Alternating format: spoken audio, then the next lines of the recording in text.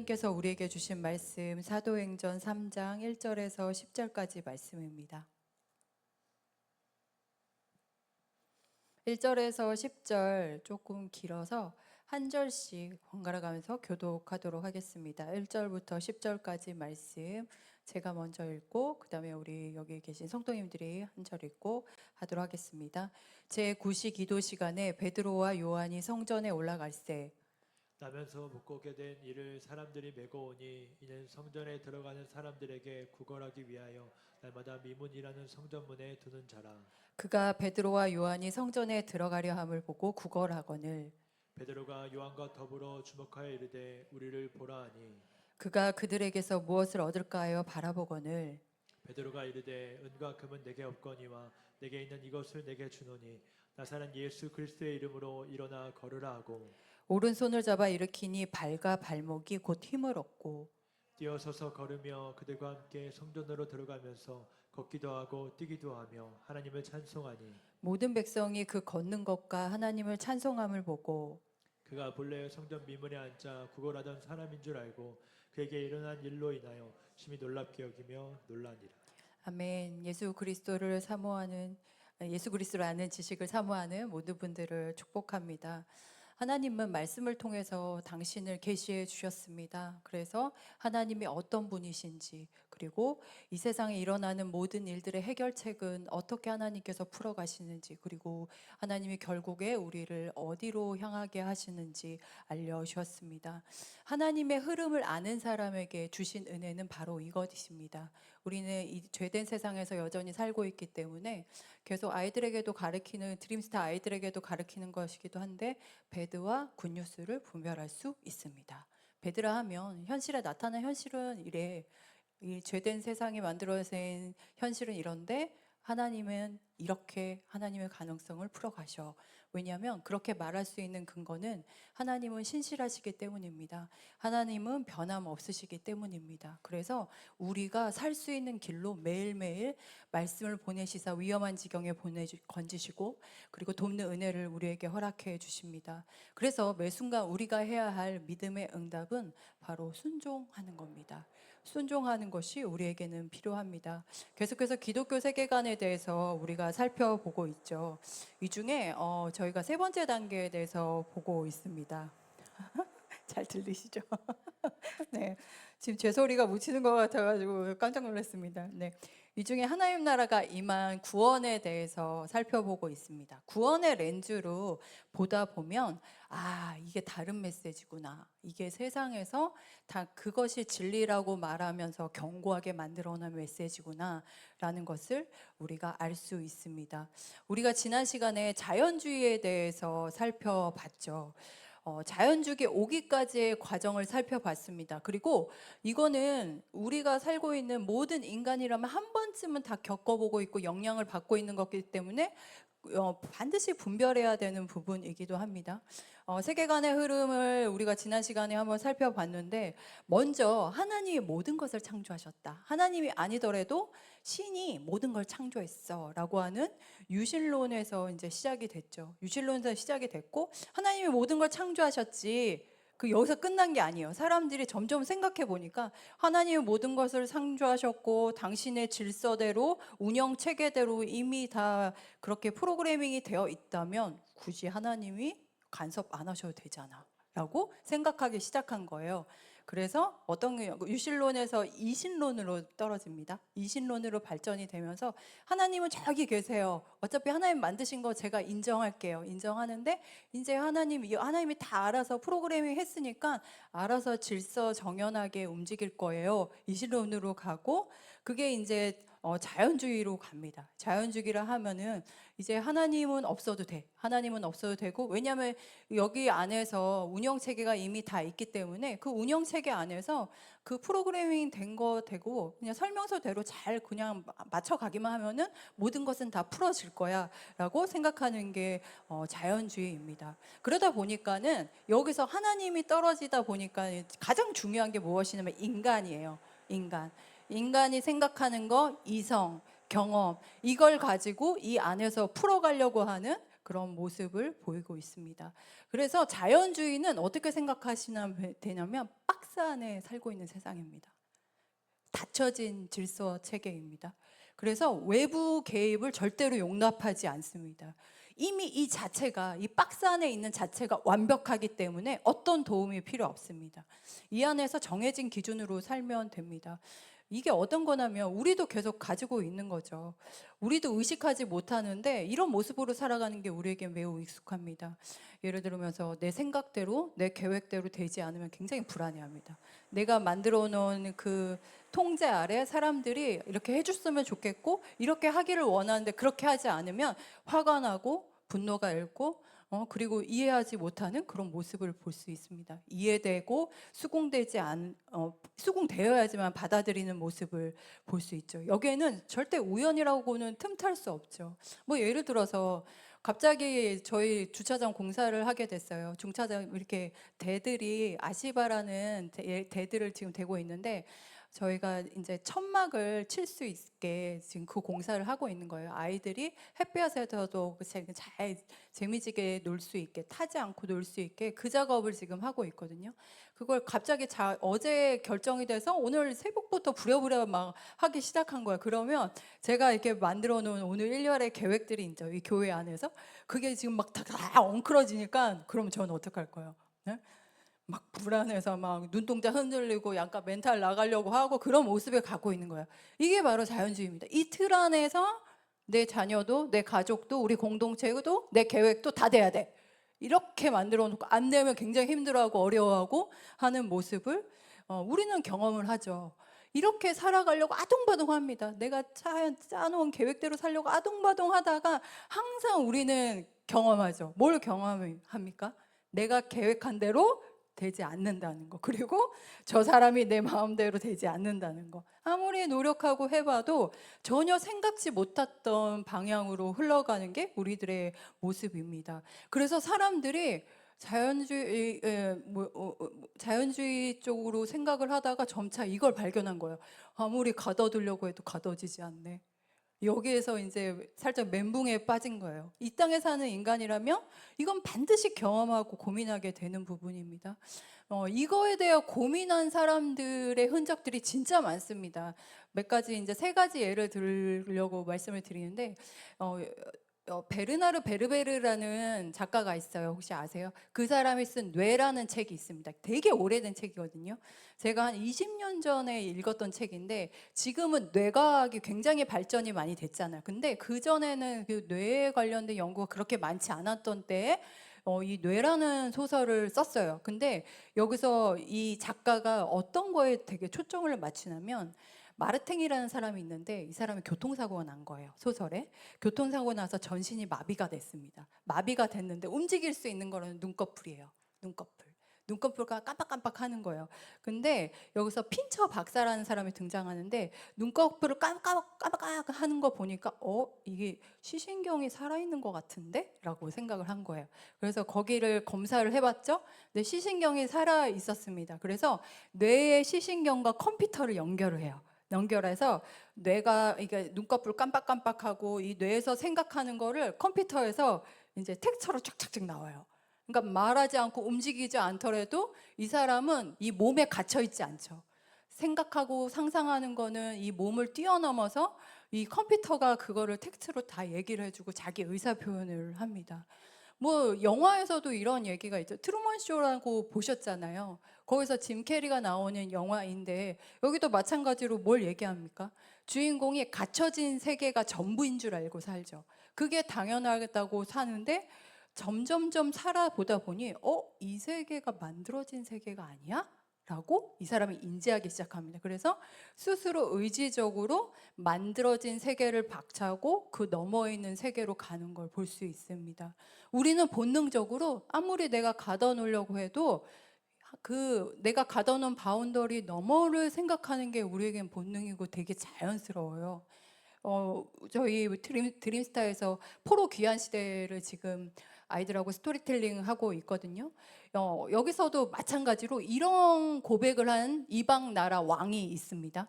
남유다 백성들이 바벨론 포로로 끌려갔어요. 근데 바벨론을 멸망시킨 나라가 페르시아인데 페르시아 고레스 왕이 이런 고백을 합니다. 에스라 1장 2절에서 이렇게 고백을 하는데 함께 읽어보겠습니다. 시작.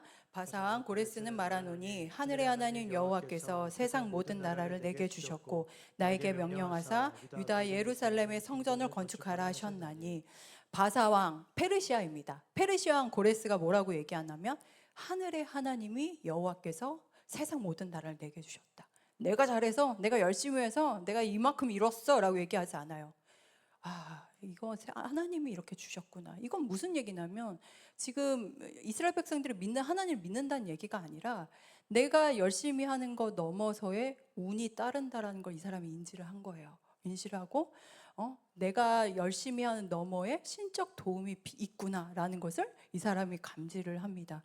사실 이 사람의 고백뿐만이 아니라 세상에서 좀 몇 프로의 성공한 사람들의 인터뷰를 보면 어느 순간은 내가 열심히 하는 데까지는 하는데 그 너머에는 운이 있어요 라고 고백하는 사람들이 꽤 많습니다.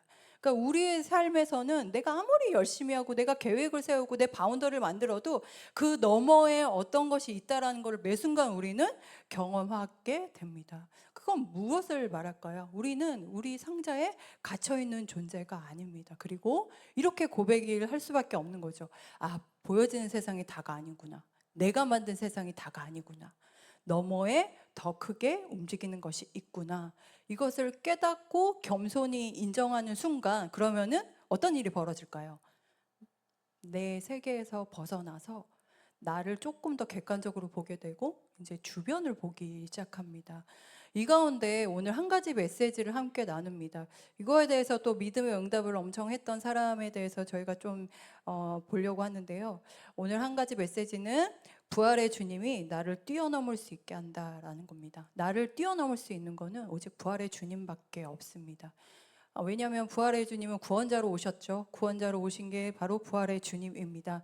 한 사람 한 사람 매여 있는 것에, 이 땅에서 매여 있는 것에 벗어나서 자기를 뛰어넘는 단계로 부르십니다. 자기를 뛰어넘는다는 말은 그동안 만들어 놓은 거짓된 나를 뛰어넘게 하신다는 뜻입니다. 보여지는 것에 바로바로 반응하게, 즉각적으로 반응한 사람 하면은 누가 생각이 나세요? 오늘 본문 말씀에 등장하는 사람입니다. 바로 베드로이죠. 베드로는 자기 감정에 매우 충실한 사람입니다. 보여지는 상황에 바로바로 반응을 했던 사람이죠.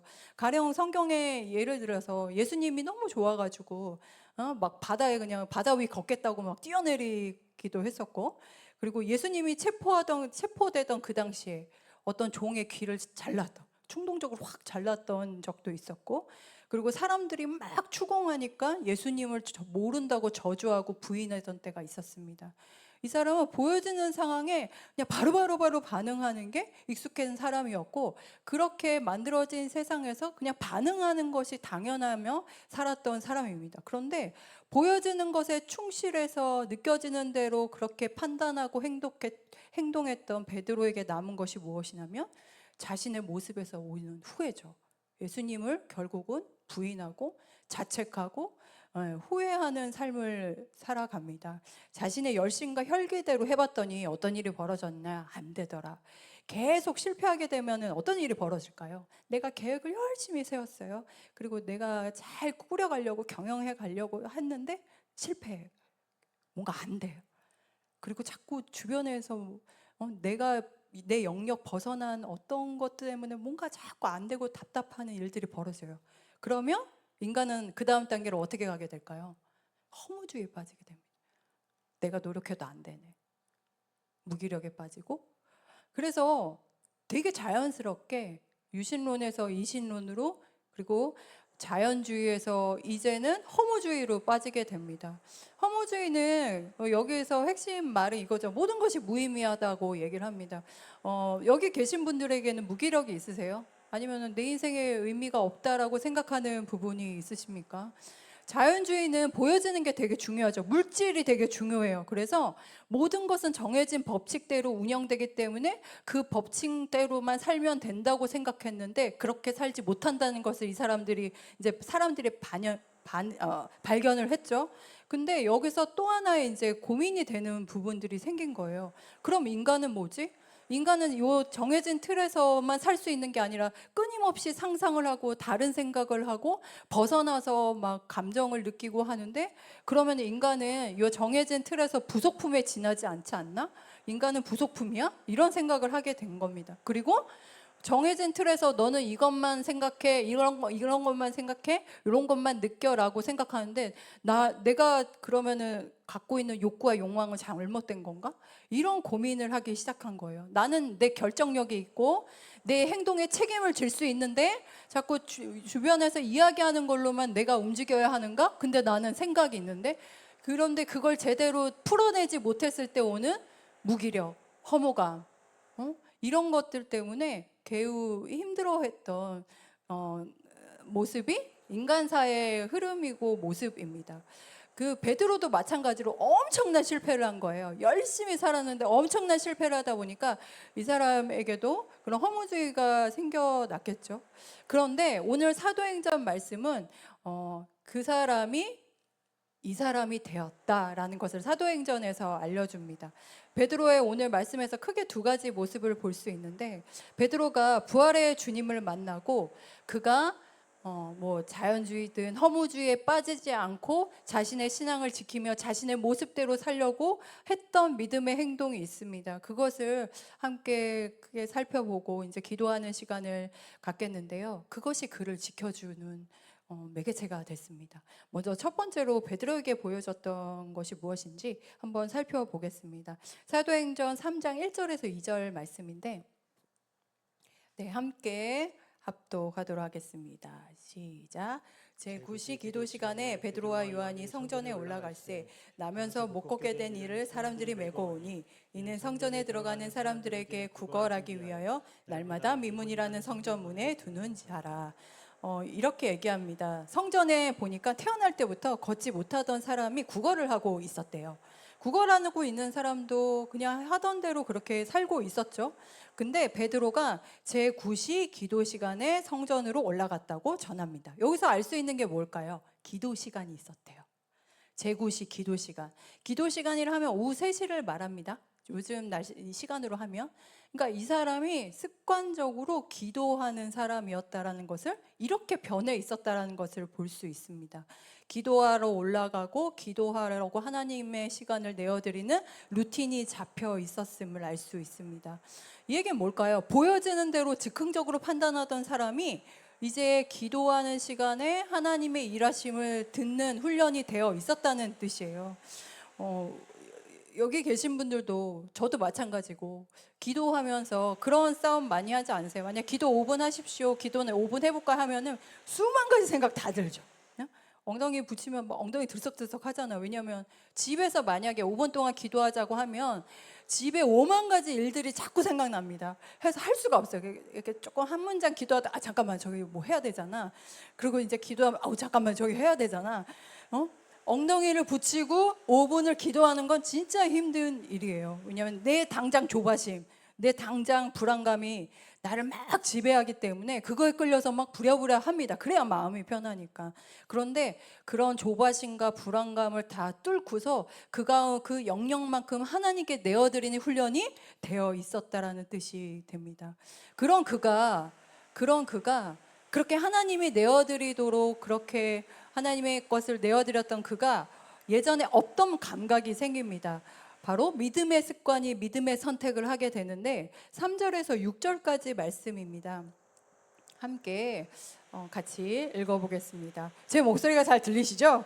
잘 들리시면 됩니다. 네, 3절에서 6절까지 말씀 함께 읽겠습니다. 시작. 그가 베드로와 요한이 성전에 들어가려 함을 보고 구걸하거늘 베드로가 요한과 더불어 주목하여 이르되 우리를 보라 하니 그가 그들에게서 무엇을 얻을까요 바라보거늘 베드로가 이르되 은과 금은 내가 얻거니와 내게 있는 이것을 내게 주노니 나사렛 예수 그리스도의 이름으로 일어나 걸으라 하고, 물질 세계에 사는 베드로죠. 보여지는 것이 중요한 베드로입니다. 예전처럼 충동적으로 행동하지 않습니다.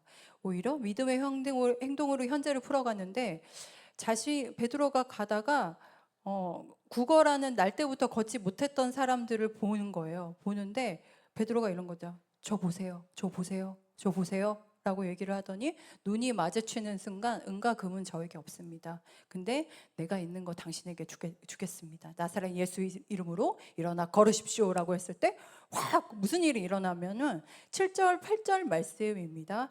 함께 읽어보겠습니다. 시작. 오른손을 잡아 일으키니 발과 발목에 혹 힘을 얻고 뛰어서서 걸으며 그들과 함께 성전으로 들어가면서 걷기도 하고 뛰기도 하며 하나님을 찬송하니. 베드로가 이렇게 고백을 했죠. 나사렛 예수 이름으로 명하노니 걸으십시오 할 때 확 걸었어요. 이 얘기는 무슨 얘기냐면 베드로가 효염이 좋아서, 베드로가 신령해서라기보다는 그 자리에 하나님의 나라가, 하나님의 역사심이 그를 통해 이미 임하였음을 이 사람이 봤다는 얘기예요. 봤다는 얘기예요. 볼 수 있었다는 얘기는 그 세계에 갇혀있는 그 자기만의 세계에서 벗어난 사람만이 볼 수 있습니다. 무슨 얘기인지 아시겠어요?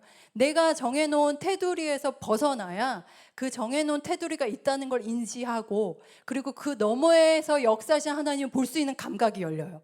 그거를 볼 수 있었기 때문에 하나님이 오늘 항상 그냥 날 때부터 못 걷게 된 이 사람에게도 하나님의 나라가 임하는 것을 나를 통해 알려주시는구나 라는 것을 경험했고, 보십시오, 저를 보십시오, 눈을 마주치는 순간 은과금 없습니다. 은과금이 나를 좌지우지 못해요 라는 고백이에요. 근데 내가 있는 거 줄게요. 나사렛 예수 이름으로 걸으십시오.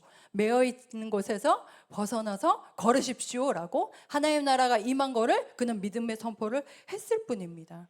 사랑하는 여러분, 이제 말씀을 정리하겠습니다.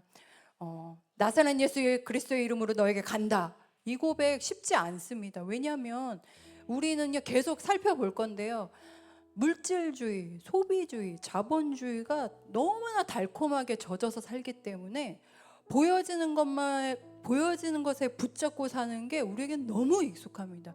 요거 떼어내는 게 우리에게는 어떻게 보면 진짜 앞으로의 큰 과제예요. 사역을 하다 보면 막 다른 나라에 사역하시는 분들의 이야기를 계속 듣잖아요. 듣는데 얼마 전에서도 저희가 계속 기도했던 나라가 있죠. 공동체가 모이는 거 흩어버렸어요. 그래서 예배를 드릴 수가 없어요. 그래서 가정에서 조용조용히 예배를 드려야 합니다. 숨어서 예배 드린다는 그 소식을 들을 때 마음이 너무 답답하고 마음이 너무 막 슬픈 거예요. 왜냐하면 그거를 조금이나마 경험했던 게 코로나 시절이었잖아요. 코로나 시절에 예배 드리지 못하니까 얼마나 답답합니까? 마음껏 예배 드리고 찬송하고 기도하고 교제하지 못하는 거에 그 답답함을 조금 경험했기 때문에, 그래서 그분들을 위해서 기도하게 되고 마음이 너무 아프고 그런 생각이 들다가 한편으로 또 이런 말씀을 준비하면서 이런 생각이 들었습니다. 예배를 마음대로 드릴 수 없어서 간절하게 하나님께 기도하는 그 사람들이 불쌍한가? 아니면 너무 물질에 젖어서 하나님을 대체하는 것들이 많은 이 나라에 사는 게 불쌍한 건가? 저는 모르겠는 거예요. 하나님 보시기에 누가 더 불쌍하다 생각할까? 그런 생각이 들었습니다. 그런데 베드로도 마찬가지로 물질주의에 살았죠. 물질 세상에서 살았습니다. 그런데 은과 금이 나를 좌지우지 못한다는 거는 이 사람은 계속 끊임없이 하나님의 영역을 반드시 내어드리고 그 감각으로 살았고, 그 열린 틈으로 하나님의 역사하심을 받고 믿음으로 선포했고, 그 가운데 하나님의 나라가 곳곳에 임한다는 것을 다른 사람들에게 알리는 사람으로 이 사람들은 세워집니다. 사랑하는 여러분, 내 삶이 허무하다 여겨지고 의미 없다 생각이 든다는 것은 내 삶에 하나님의 역사하심이 들어올 수 없도록 내가 만든 테두리가 견고하다는 뜻입니다. 이 시간 기도하실 때 내가 나를 지키려는 것에 벗어나서 보이지 않지만 이 땅 권세를 이기고 승리하신 예수님의 이름을 선포하며 하나님이 내 삶에 하실 일을 내어드린 은혜가 있으시길 예수님의 이름으로 축원드립니다. 이 시간 말씀을 받았기 때문에 우리 찬양하고 기도를 할 텐데요, 되게 오래된 찬양인데 이 찬양을 함께 아시는 분들은 큰 소리로 함께 찬양하며 좀 불렀으면 좋겠습니다. 되게